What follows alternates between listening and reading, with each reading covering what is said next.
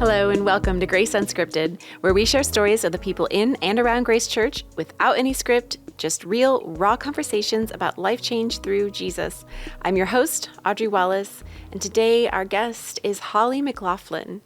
And Holly's story is really a picture of community, of what it looks like to not have community, of what it looks like to lose your community, what it looks like to gain your community, and how all of that can come together and build new life and new hope.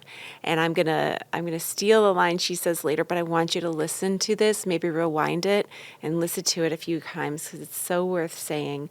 Her words, she shared, "I see exactly where he was," along the way throughout her story. Hey, Holly. Hi. Welcome to Unscripted. Thank you. Thanks for being here, and thanks for wearing my favorite color.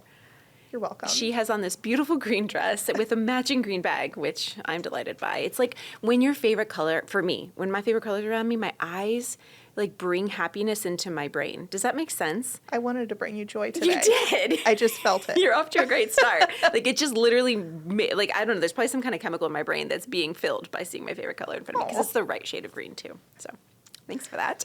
Well, I'm looking forward to getting to know you, and I would love to start at the beginning. I'm curious, are you an Akronite? Did you come from the Akron area? Did you grow up here? Kind of.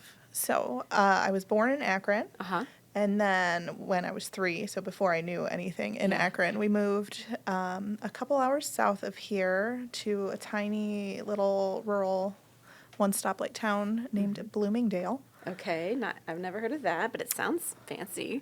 Yeah, it was very quiet.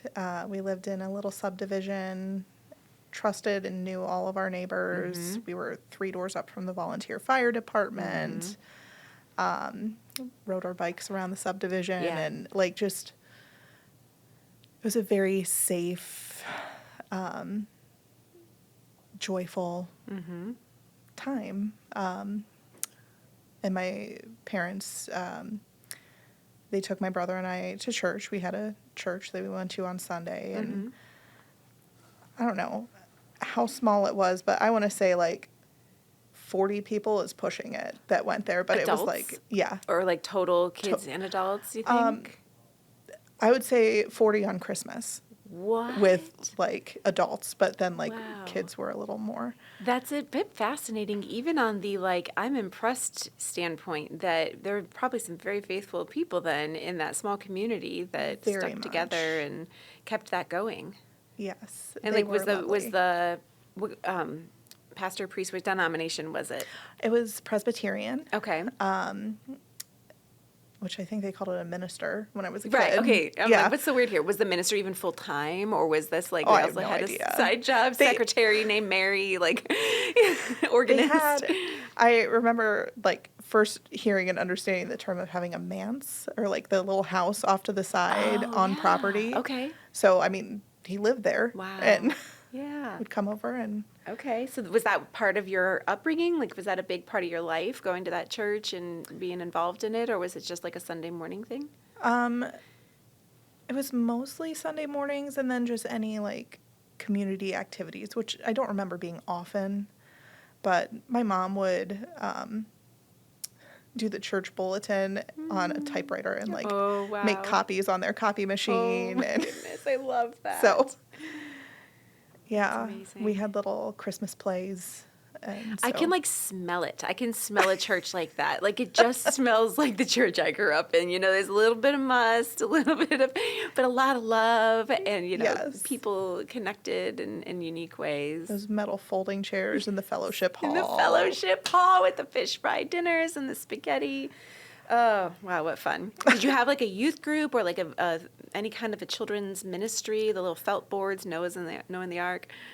So I would say looking at kids in the church ranging from infants up to middle school, I remember, like, no more than 12.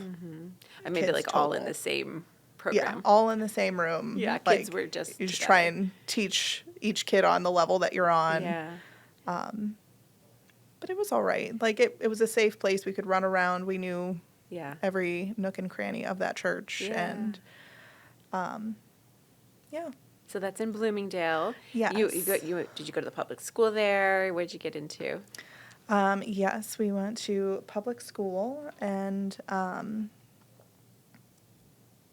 it was a small school as well. Like, there were 4 classrooms for each grade, I remember, and we had preschool through 6th grade in the elementary school when I went there. I had a good elementary school experience, and my mom led our Girl Scout troop back then, and so we had a nice community of friends, and yeah. Did you have a dog and a white picket fence and like a blossoming tree in the front yard? This is sounding very like dreamy. We had 2 cats. I loved our old house too. My dad, he built the front porch steps and also built like a matching, I don't know how, like the decorative wood cutouts on it, but it matched this like little thing on the side of the house that hid our trash cans. And so, like, I remember that being a big deal when he was building that when we were growing up, and like had flower boxes out front and swing set in the backyard. And Amazing. but we could just run through our neighbors' yards to our friends' houses back then too. So Awesome. Okay. So when you were a kid, what did you think you were going to be when you grew up, and what were your dreams and aspirations? I was probably going to be a ballerina, a pink Power Ranger, a teacher. Yeah, I wasn't really sure. I don't know. I was very content there. And so I talk about that because, like, my brother and I just had a whole conversation about this. So he's 19 months older than me to the day. And so we were only a year apart in school. We fought a lot as teenagers, but, like, we were just super close, and we're inseparable now, too. That's awesome. But he and I just met and talked about it. That's what I'm remembering. He and I just took a trip to visit our hometown and just drive all the routes we used to ride on the bus, or drive the backcountry roads that we took to get to our friends' homes, or eating our favorite hometown pizza, things like that. So that was very nostalgic. But when I finished 6th grade, I was 12, my dad was told he could either take this promotion and move toward the Akron area, or he'd be out of a job. And so that was really hard. And I know my parents, they tried looking for jobs. I should also mention my mom, she was a stay-at-home parent, and she would watch kids in her home. Oh, wow. So, like, during the summers, I would help her watch Super mom mode. babies and toddlers, and help keep them entertained while she made lunch, and help clean up and things like that. So the transition, when we moved up here, we moved to Norton City Schools, but I remember just, like, starting to spiral, and that was more of a traumatic time. So Because of the move, leaving friends, leaving the neighborhood the everything dreamy that neighborhood. felt safe and warm and comforting. Intimate and tight-knit. Yes. Okay, so that was after 6th grade, going into 7th grade? Like that Yes. summer? It's a pretty formative time. There's a lot of changes happening in a gal's life Plenty. at that time. Oh, dear. Okay. So, and I believed in God, because we would go faithfully every Sunday, but I wouldn't say I had a personal relationship at that point. And so when we moved up here, we got connected quickly into another Presbyterian church, which I didn't really know anyone, and I'm really grateful. Like, it gave my parents a sense of community, and I at least got familiar with some of the same faces that I would see each week. But I really was disinterested at that point In and just church. going through the motions. Yeah. So, yeah. So you're still going. You're in school. Like, did you acclimate to school? Did you start going to Norton Public? Mm-hmm. Okay, so maybe not as small as your other school, but not a huge school system. Right. It wasn't horrible. But I didn't have any friends, didn't have any connections. There was a lot of tension between me and my mom. I blamed her, and I'm not quite sure why. I think it was frustrated because I just didn't feel heard. And so starting to translate that into not really feeling loved or cared about, or that my opinion matters. I don't know, got off on a different path and sought love elsewhere. Okay. I don't know if I can talk about this on Unscripted, but I'll pause in case he needs to edit this out. But I chose at a very, sadly young age to be sexually active. And so that followed me through middle school, through high school. So I had a bit of a reputation. I'm sure people talked. I felt that people talked. And I just put up walls and didn't care because it was more of a survival mechanism. And so it's an important part of my story. But when I was 18 or so-ish, a friend had invited me to go to a church. It was a college-age ministry, similar to Collective, I would assume. I've not been to Collective. I'm a little older than college age now. I'm sure they'd have you. But I started going to this place. They called it 707 on Wallings Road. Yes. Yeah. And I would go every Sunday for a while, and just the difference in what I grew up with it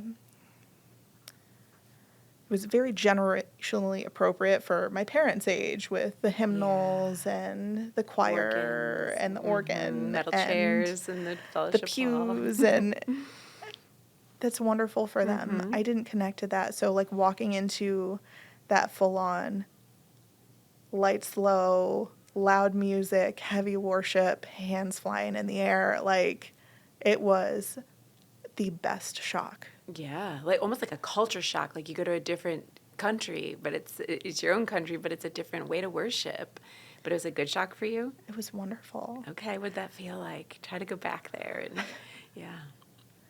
So I also really loved the idea that it was targeted toward college-age students. And so, someone trying to relate to things that made sense to me today instead of preaching on the same passages, using stories that are relatable to 40s, 50s, 60s, some things, that's perfectly fine. But connecting to me in my moments of struggling with relationships, struggling with materialism, struggling with being addicted to my phone, things that are more relevant. That was the first time I started making the connection and getting into my Bible and feeling that personal relationship with Jesus. And so even though I was baptized as a baby, I made the decision at 18 to get baptized. And I know you know that feeling. Just when it's man, he wanted me. He's calling me. And so that was just a wonderful time in my life. Well, that sounds like the exact antidote. Antidote? Anecdote. I always get these two words mixed up, sidebar. But antidote, like the opposite, the cure for. Antidote, yes. Like a balm to the wound of your pain, of feeling unseen, unheard, and to feel seen, to feel this is relevant, this is accepting me and my generation and speaking to us in our language. It's those subtle things that are huge and then open the door for other things to happen. So yeah, the way that you explained 12-year-old pain to 18-year-old brightness, those two things really, the darkness and the brightness, right? Yeah. Like, there you go. Wow. It was a major change. Yeah. Do you feel like your world around you noticed, or did they know about the darkness, or were you pretty, like, put on the happy face, go to church on Sunday, your family wasn't really necessarily aware? My friends knew everything going on with me. My family, I never really talked about it. Mm-hmm. And that's okay. Like, I really know that they did all they could and all they knew how to do in the moment. Let them do, right? Like, you probably Right. didn't make a lot of space either. No, I didn't. And so I'm grateful for them. I love them. They're still very involved in my life today. Yeah, so now we have something new at 18. And so your friends who were more aware, do you feel like they saw a change? And the friend that invited you, like, how did that all play out? yeah, so the friend that invited me is actually an ex-boyfriend. So that was it was a good thing to be severed, but it's wonderful that I showed up there and I started taking other friends with me because I really enjoyed it and wanted to share that. And so actually 2 of my friends got baptized with me on the same day. And yeah, so we went there for a while. But that was a little far of a drive. And so at some point I kind of just started tapering off, and that was fine. But that, like, newfound relationship kind of shifted where my attention was not really there anymore. It wasn't that I stopped believing. It was I still felt like I could do things myself. And that's, again, part of my story, part of how he's shown up continuously. Like, I look back now at my 13-year-old self, and now that I'm a mom, I just want to cry for her so badly. But looking at today, I know that, like, all of the ups and downs, the hills and valleys, if you will, those led me to where I am. So I was about 20 then when I started dating my now husband. We met at work. We didn't go to church regularly. He had some sort of faith, but also just had a lot of questions, and, like, if he didn't have proof of something, he's not really willing to commit. And that's okay. That's his story. But we got married not in a church. We didn't really have God a part of that at all. And we just kind of lived our lives for us, and we finished our schooling and got our jobs, and after year 1 of marriage, there's that little pink line, and we were expecting our first. My son, he's 10, almost 11, made me a mom, and I love that boy so much. That all went well. God blessed us so much. And then when he was about 18 months old, I saw that next pink line. And I lost that pregnancy at about 8 weeks. Mm-hmm. And so that was, I don't know that I ever really talked to anyone about it in that moment. Like, I, of course, told my husband that it had happened. I had told the people that I had shared my news with that, oh, nope, not happening. But that took me to a really dark place. And my gosh, I did not get the help I needed in the moment, that's for sure. Like, I look back on that time now, and it's like, man, if I at least had a community at that point, I wouldn't have gone so dark. But at that point, like, I still have a toddler that I'm supposed to take care of. So after that, we still hadn't been going to church. We still had no community. Yeah, what would community have looked like at that time for you? You have coworkers, maybe some. Did you go to college after high school, or? I have an associate's, but Okay. I didn't get no dorm plugged girlfriends into or anything. Okay. So High school leftover friends. What does that look like? I'm still to this day best friends with. I need to go back and add her into this story, actually. So my best friend Erica lived in that subdivision where we would ride bikes, and she was in my Girl Scout troop. We have been best friends since we were 3 years old. In Bloomingdale? In preschool. Oh, wow. In Bloomingdale. And I talked about my parents, like, they would invite her because I would want her to come spend the night. And so they would, oh, well, is it okay if we take her to church on Sunday morning? And so it got into a routine that she was coming with us every week pretty regularly. And nights that she didn't spend the night, they would still pick her up in the morning and take her with us. And so, like, she got connected that way because she didn't really have that type of influence in her life. Now, me at that age, I wouldn't have pieced those things together that they didn't really teach you at my Presbyterian church to be evangelical as an 8-year-old or however old I was. But you were doing it. But I just wanted to play with my friend. Yeah. So she came and got the messages along with it. But so she was still, she's still been there throughout the whole time. She's one of the ones that got baptized with me. And Whoa, at 707? Yeah. In almost Cleveland? She lived with us for like a couple years while she was going to college up here. Oh, wow. And then moved back home. Okay. So. Wow, that's a special time that she was up here for all of that. That's really cool. That's like deeply bonding. Yeah. Deeply. Wow. I just heard this thing talking about community and how it takes 200 hours to develop the most intimate layer of friendship. Think of Jesus with James and John and Peter, his closest.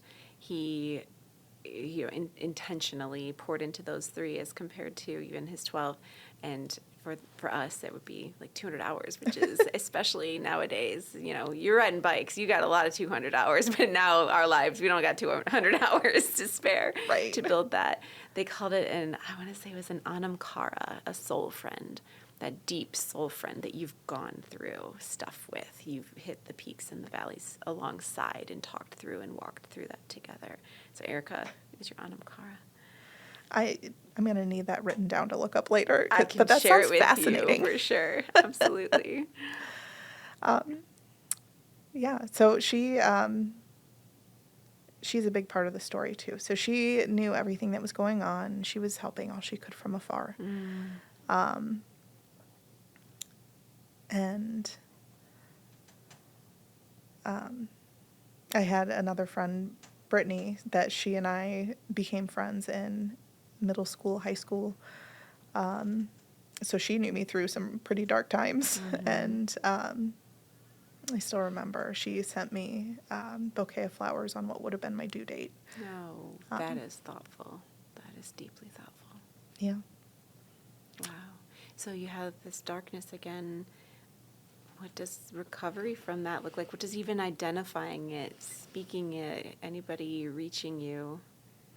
So my natural course of action is just go straight in denial. So back at work. Keep moving. Yeah. Yeah, I got things to do. Mm-hmm. We waited 6 months before we tried again. And I was blessed with my daughter, Evelyn. And she, oh my goodness, she was the easiest baby. Oh, that's a wonderful gift after what you had gone through.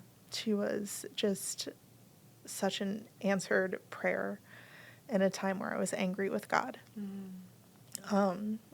Angry for allowing him to angry at him for letting that happen to me, allowing me to go through that.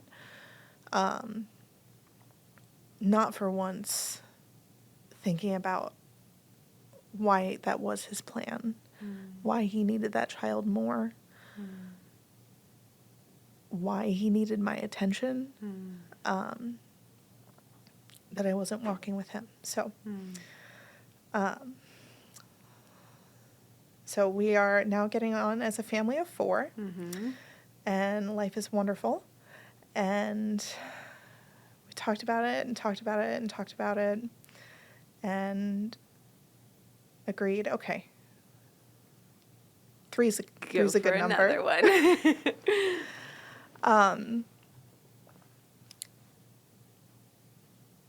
And when I was pregnant with Evelyn, it was, yes, I just tried to suppress my feelings and move on, but like that pregnancy was a lot more tense. So after a miscarriage, there's not the same level of enjoyment in every step. So I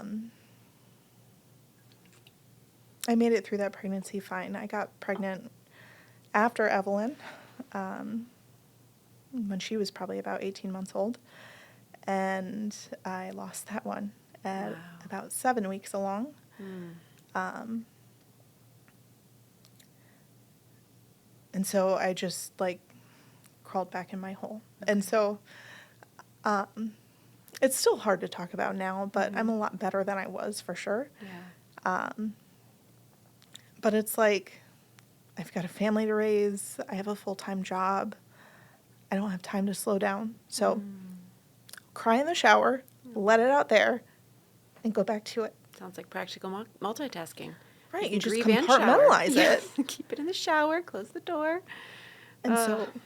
We're joking, obviously. That's a terrible way to do it. No, I know. I joke about it because it's a coping mechanism. And so I don't fault anyone around me for not noticing.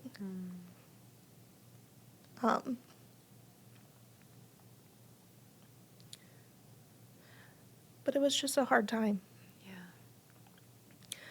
And so instead of waiting after that one, I was just kind of hollow and said, oh, well, what's going to happen is going to happen. We'll just try again.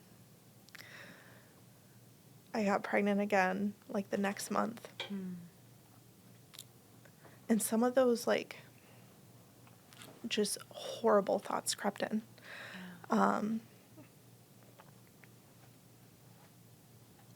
This is going to sound awful, but it's exactly where I was. Okay.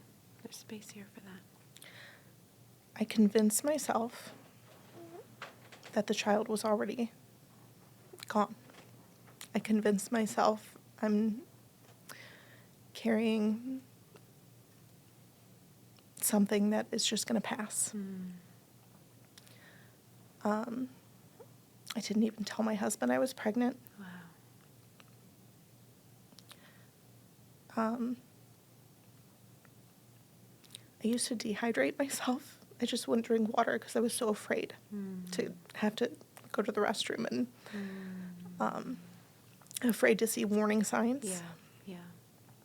It triggers all those things that would trigger what you've experienced multiple times. So I only told my husband I was pregnant right about 8 weeks because we were supposed to go on a couple's trip to Vegas. And I'm like, well, I can't explain to him why I'm not going to have a drink. And so he's like, what? You're pregnant? That's so exciting. And I'm like, That's not the word you'd necessarily use. But that fifth pregnancy, technically, that was my Sylvia. So we were,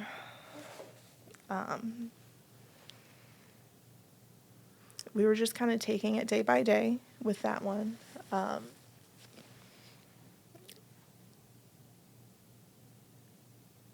And I went to go visit my friend Erica in Bloomingdale. I don't know, I was probably about halfway through the pregnancy, and I was just spending the weekend there, and she's like, hey, is it cool, can you come to church with us in the morning? I'm like, sure.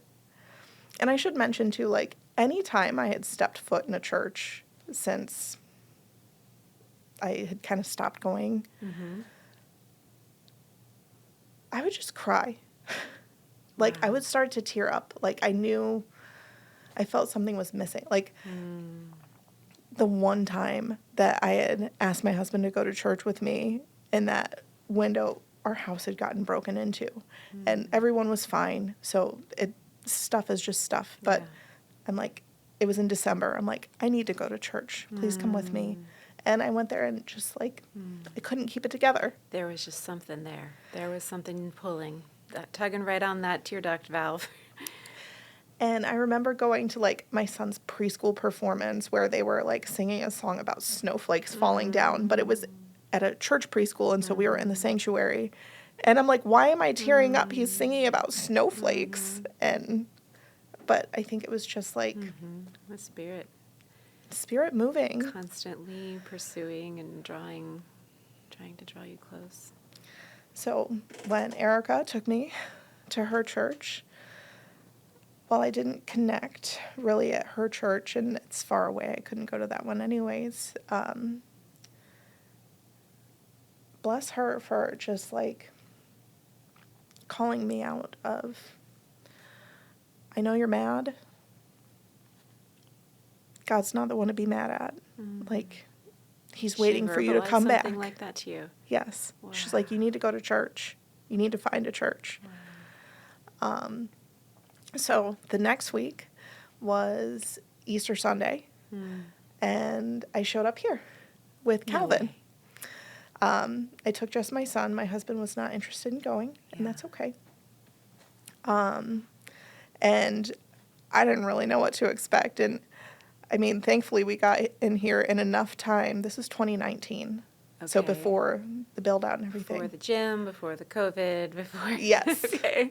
So we got here in enough time to be, like, out in where the lobby is now. There was, like, I don't know, maybe 50 chairs set up there. So we weren't even in the sanctuary. Oh, like we the were overflow. Just in the overflow. Okay. I was sitting on the end row because I'm like, man, I've got... 5-year-old, four-year-old at the time.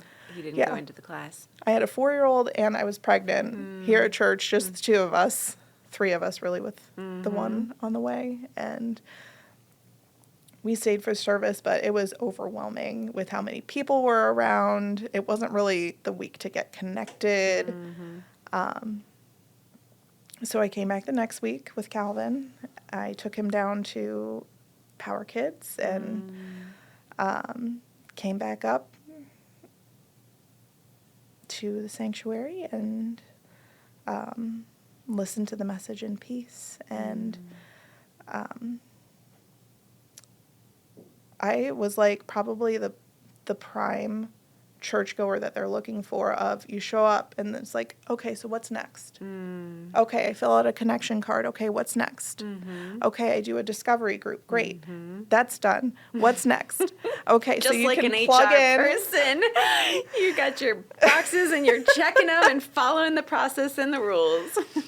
Yes. Wow. So I got connected, and then after Discovery Group, they got me connected to a life group. Mm-hmm.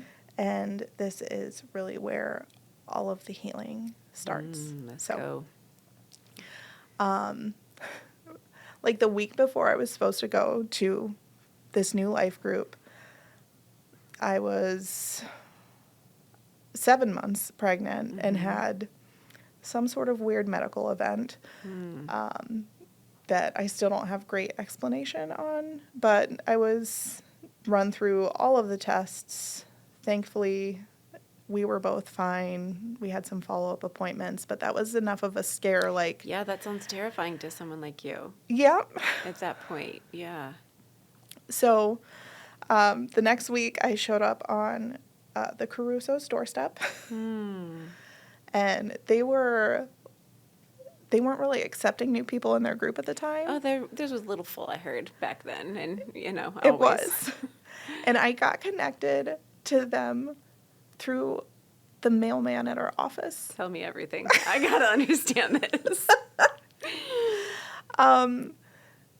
So the office I work at, Shane Myers would deliver the mail. Yeah. That was his route. And Yeah. I had worked at that office for 7 years at that point, and he was there 4 days a week, dropping off our mail, and I would buzz him in the door, say, hi, how's the family? And he would wear Grace t-shirts occasionally. And so, like, I saw him one Sunday, and I went up to say hi. And he asked how I was doing, and good to see you here. And he's like, oh, yeah, you should get connected to a life group. And I'm like, well, what's that? He's like, oh, yeah, I'm in one. It's the Carusos. And so at Discovery Group, they're like, okay, well, we can get you connected to a life group. I'm like, oh, I heard the Carusos. I didn't even know the Carusos at the time. But they kind of fed me in there. And for those who are listening that may not be aware, this mystic name we keep saying is one of our pastors here, Pastor Joe Caruso and his wife Mandy, who host a life group as well, or hosted a life group. So that's why we're kind of giggling over this, because a lot of people joined that life group, and it was just from what I understood from the outside, a very flourishing group, community, if you will. It was. And so they accepted me in. I showed up on their doorstep.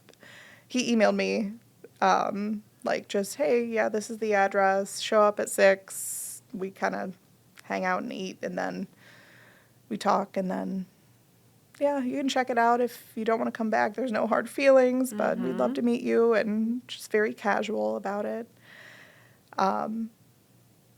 So I went by myself. And the first night I cried in front of a group of bunch of new people, all strangers. Awesome. Great start. Right. I'm just like connecting. That's sure. Yeah. Peeling back the layers though. That's what does it. That's what creates bonds, is actually being vulnerable and real rather than perfect, turns out. It's funny how that works. Yeah. So I explained what I was struggling with, how I had been angry at God, how I had recently gone back to Grace and had started a lot of healing, and it had been good. And that summer, I met so many people that just, like, poured into me, cared about me, checked on me, texted me, shared a funny article with me or video or something, checked on me and my kids, like, and I met another key friend here, Michelle Michael. She, her and her husband had 3 kids that were, like, the same ages as my 3 kids. And we just hit it off. And so, okay, fast forward a little bit. So Andy was coaching game day. And that was Calvin's first year he could really play game day. And so Calvin and his buddy Ezra were on the same team, coached by Andy. Awesome. And I had Also, yes, I delivered Sylvia in that time. Excellent. Everything came out okay. I didn't mean to say it like that, but Yes, after the health scare sorry. and everything Yes. was good. Okay. She's very healthy, Wonderful. and it was definitely evident to us that she was going to be our last. We're not going to take any more risks. I'm not putting myself through that that's too anxiety many. again. We somehow got blessed with 3 very healthy children, and it was wonderful. And our life group, they showered us with a meal train and really took care of us. So then we did game day, and then COVID hit. And so we didn't play the last game, but we loved game day. My husband enjoyed showing up to the church for an event because he hadn't been coming with me. And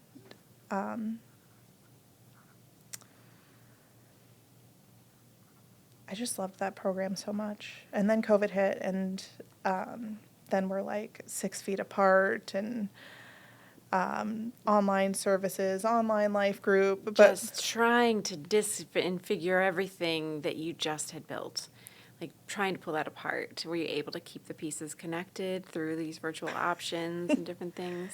if you couldn't tell already, I'm typically an extrovert. I relate So there. I found ways and stayed connected. And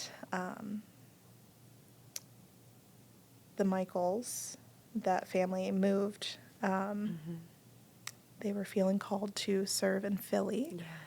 And Michelle and I got into a daily devotional, and we would do it over Marco Polo. Oh, wow. So Marco Polo is a great app for those that don't know. It's not just a swimming game. It is a wonderful app especially for long distance connection. And that was perfect. And so I mentioned, we still do devotionals every day. Oh, my God. For 5 years now. It's another Anam Cara. You have 2. That's I'm amazing. so fortunate. She's awesome, too. That's great. She is. And so we've gone out to see them on vacations, and they're wonderful. Okay, so fall 2020. My husband, out of the blue. This is God working. I don't know if you remember it. They started a series, The Gospel, in October 2020. Okay. And that was back when you had to RSVP seats Yes. for COVID. Yes. And my husband asked me on Saturday night, he's like, do you think it would be okay if I went with you tomorrow? And you said, no, please don't. I'm like, you can have my seat, or I will kick someone out for you. Literally, I will fight for you. I will break through the roof and lower you down on ropes. He showed up. Wow. And I asked him, I understand this may not be your thing, but if you could at least commit to the series before you make a decision. Very wise, yes. And he did. And he's been coming with me ever since 2020. Do you have any knowledge or understanding of what stirred that in October of 2020? No. It was God. It was a God thing. But the whole family's been coming. Since then, I've gotten involved in game day. Love that. I've coached my son's basketball team, 1st, 2nd, 3rd, 4th grade. Wow. Thank you for your service. Thank you. And I coached my daughter, my youngest, Sylvia. She wanted to cheer last year, so I coached preschool, kindergarten cheer. Oh, that's got to be the cutest thing on earth. Bows bigger than heads. I love it. And I just love reaching people that way and showing love that way of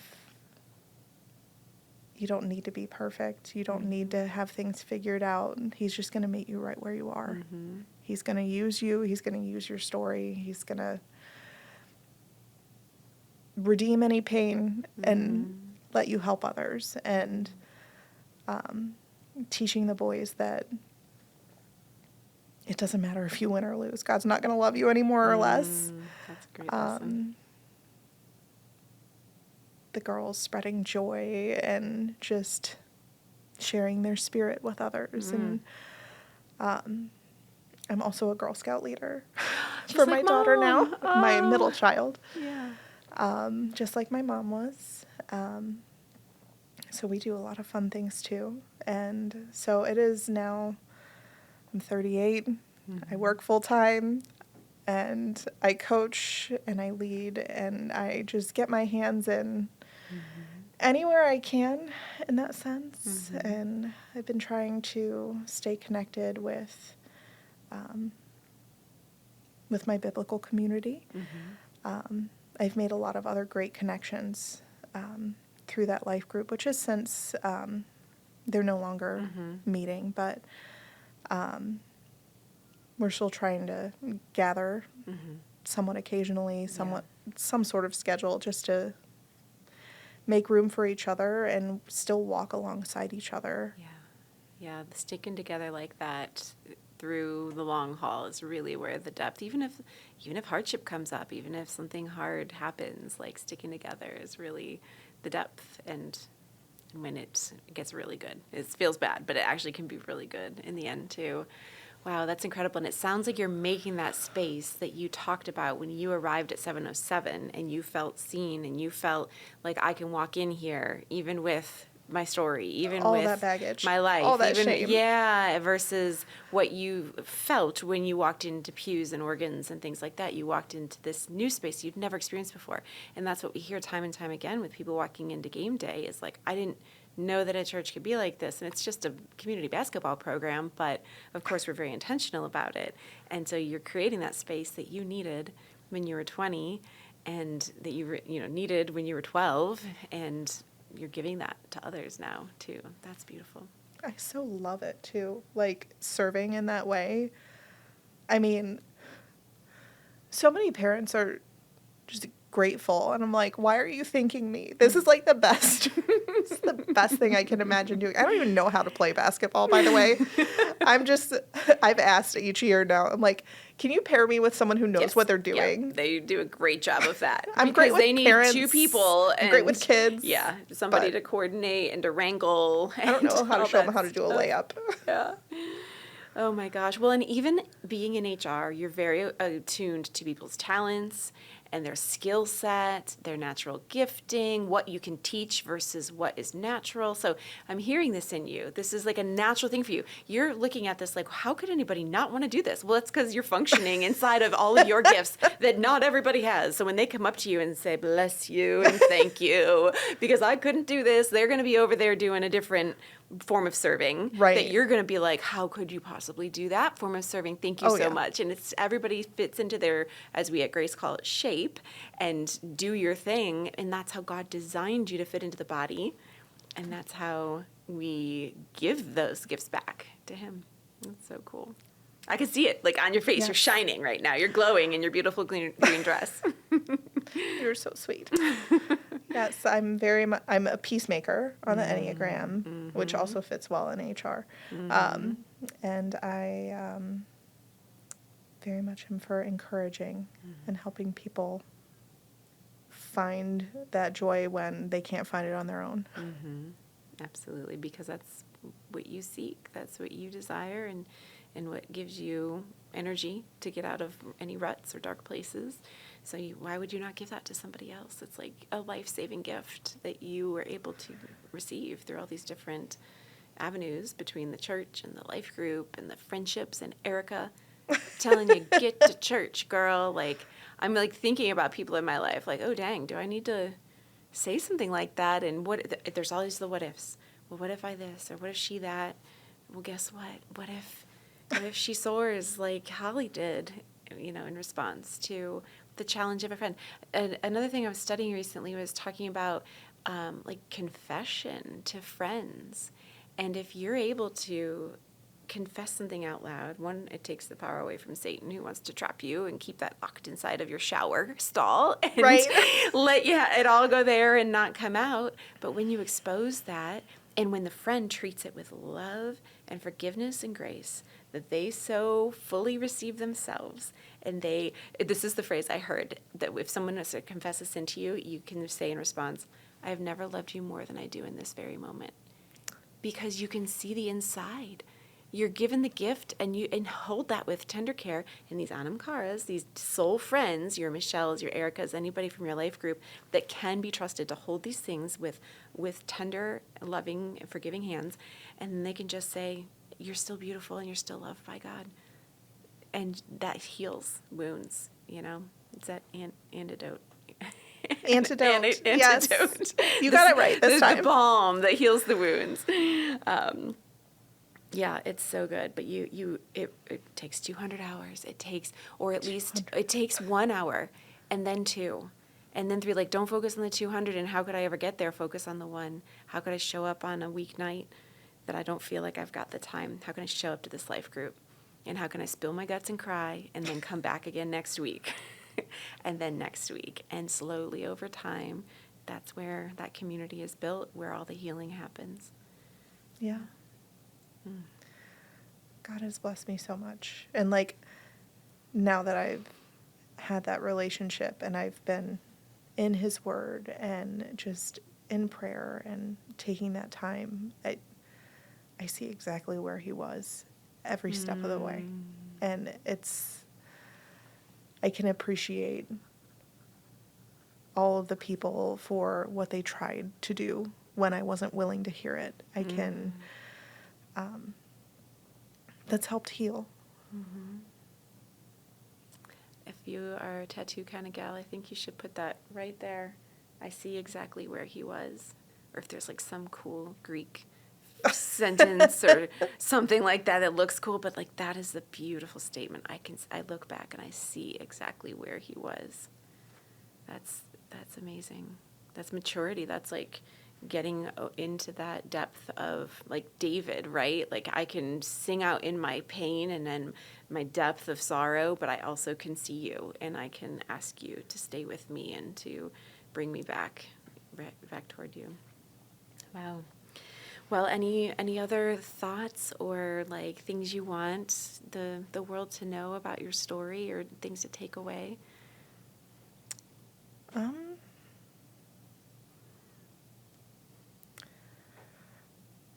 It's worth trying. It's worth putting effort into. It's not worth sitting there crying in your shower. It's not worth trying to do it on your own. Like, I've made plenty of mistakes, and I still make plenty of mistakes. I still am a sinner. I'm still imperfect. And I know I'm still going to keep screwing up, but I'm trying now. I'm trying to be better. I'm trying to teach my kids. Oh, my gosh. My sweet Evelyn, my 8-year-old, she got baptized about a year ago. Oh, gosh, I can't imagine the swell of a mother's heart. My joy from that was just, that's enough to carry me for another few years, like, for my child to know Jesus. And at least I know we're all going to have our hardships, but if she at least knows exactly right back where to go, I pray that for all my kids, for my husband. She's probably bringing her friends the way you did and shining her light back into her world too. She is. She wanted to invite all her friends to her baptism, and she actually just saw the splash bash on the board because there's another one coming up. She's like, "Mom, look." I'm like, "Oh, you want to go watch more kids get baptized?" She goes, "No, I want to do it again." I'm like, oh, sweet girl. Childlike faith. It's wonderful. Yeah, awesome. Well, as you know, we have our unscripted worship playlist. Yes. So unscripted worship on Spotify, for those listening, you can look that up and make that your favorite worship playlist because it's filled with songs that our guests bring with them to either reflect their story or just one that they love to cry to in the shower over or just rejoice to in the shower or the car. You know how good we all sound in those spaces. What song would you like to add to our unscripted worship playlist? So I didn't mention how much I love Christmas. Oh, is this a thing for you? How many Christmas trees do you have? So I only have like one giant Christmas tree, but we bought our house partially because it has a room that we could have a really big Christmas tree in. Like a vaulted ceiling kind of thing? Yes. But the Joy to the World, the Phil Wickham arrangement that also has that callback to the hymn, Joyful, Joyful, We Adore Thee. Oh, yeah. Oh, my gosh. I love that we have a Christmas song on our worship playlist now. Yes, please. I have a playlist on my iPhone called Holly's Jolly Christmas. And it's too perfect. Were you born near Christmas? No.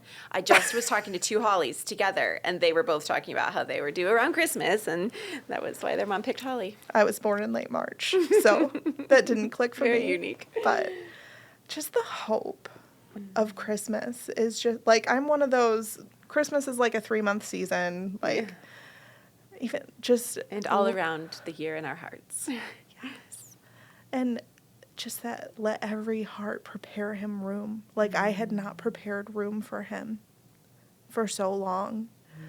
And that Joyful, Joyful, We Adore Thee, like, that was one of my favorite hymns growing up in the old Presbyterian churches. I love the melody, and let hearts unfold like flowers before thee. Like, it's just, it hits me in such a different way now. Well, that is a first. You're certainly the first to bring that song to our list. Seriously? And oh, yeah. No Christmas songs have ever been added before. I know. This is crazy. So I appreciate. I mean, I guess that every Christian song should be a Christmassy song in some form. But, Kind of. But yeah, that is a really fun version. I love when there's like those hybrid mixes that kind of mash up maybe things we remember from the hymn books, right? Yeah. And things that they do now. So it's a perfect one. And it expresses a unique part of you too with your love of Christmas. Awesome. Well, thank you so much for sharing your story. Thank you for sharing the deep and dark parts like you shared. And I'm so glad that you have the bright and high spots now. And I love to hear you giving that back to others along the way. Yeah, if it resonates with anyone, then it was worth it. Yeah. Well, and with that, Holly has offered, if anybody heard this and connects with any part of her story, there's so many pieces within there that someone could connect to uniquely, and you want to talk to Holly or really anybody on staff, you can reach out to us. Our email is unscripted@graceohio.org, and I can get you in touch with Holly and or anybody, like we said, at Grace Church, because we'd love to walk with you if there's something here that struck you and you find yourself having questions or just wanting to learn more. We're here for you. Awesome. Thank you. Thanks, Holly.